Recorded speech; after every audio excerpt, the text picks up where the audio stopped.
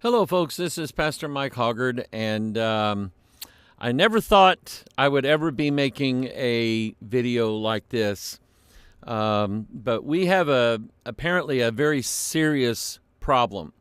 Um, we've noticed for the past several months that it seemed like our giving through the mail was going down quite a bit.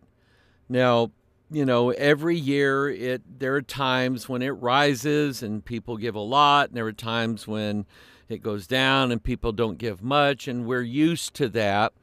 And we always try to take very good care of the Lord's money and be good stewards with His money. And of course, I just don't like to ask people for financial help. I believe that God takes care of the ministries that He is involved in.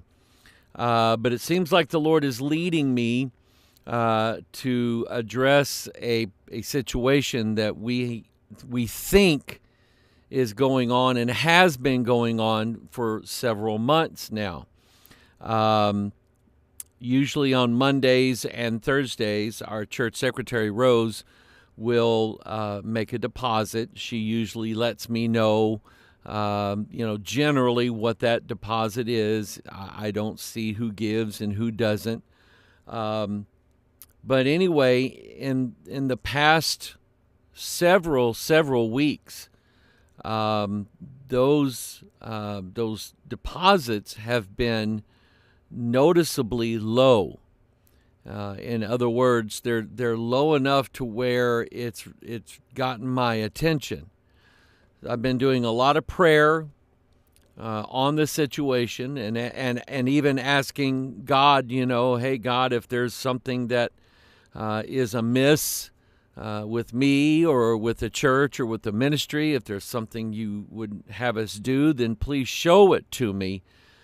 Because I want to do what the Lord's will is. You've heard me say that our feeding ministry in Kenya is, somewhat in jeopardy, and it has to do with the fact that the online donations just don't seem to be there. Now, as far as the people that are watching and the people that are part of our ministry, as far as those that, like say in the Facebook group, or just people around the country and around the world, we're still, being encouraged by your emails, by your calls, and things like that. So we're not aware of any problem, anything that surprisingly, anything I've said or done has not, caused people to be upset with us in any way, or caused people to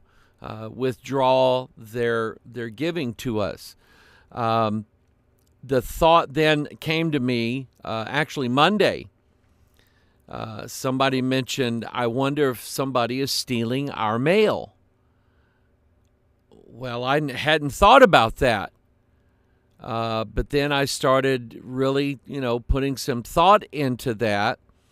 And one of the things that we know for sure is that, we had this work done on our sewer system, and we wrote a check for that. I think it was around $12,000.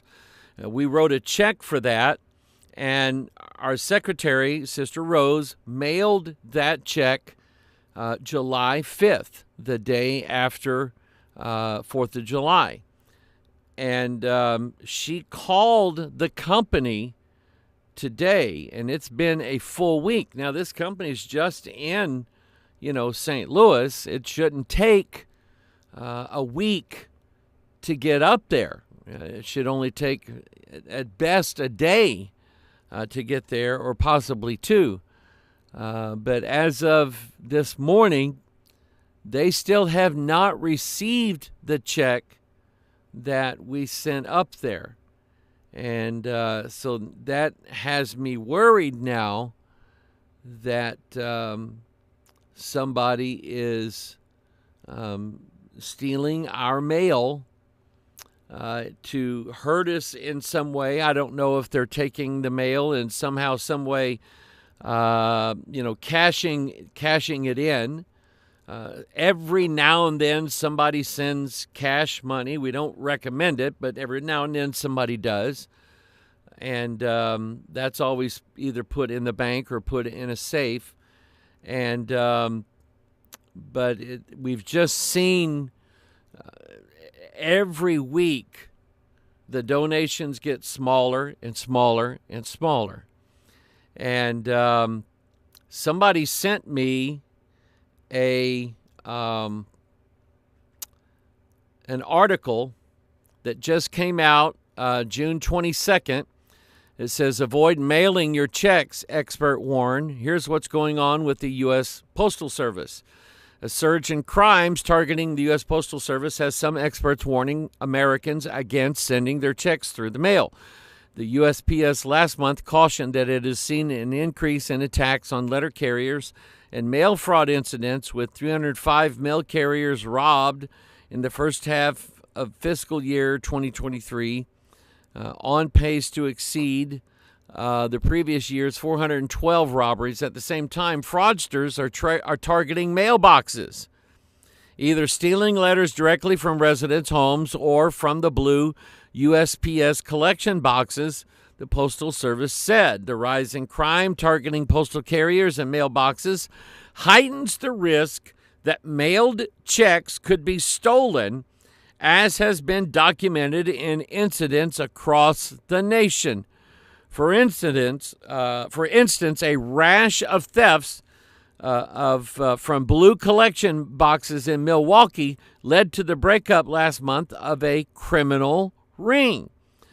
The suspects allegedly used stolen arrow keys, or a universal USPS key that opens mail collection boxes, to pilfer the mail, including more than 900 stolen checks, according to a criminal complaint. Now, again, I don't know that that's 100% what is going on here, but it does seem that way. To me, it's the only thing that makes sense.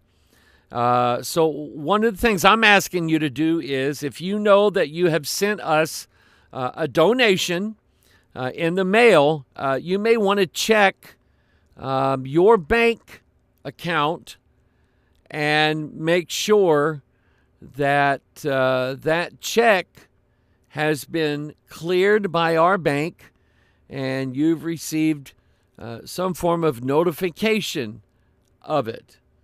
But the bottom line is, we would just ask you to pray about this situation. If God is watching, whoever it is that could be doing this, if God's watching them, they are in big trouble.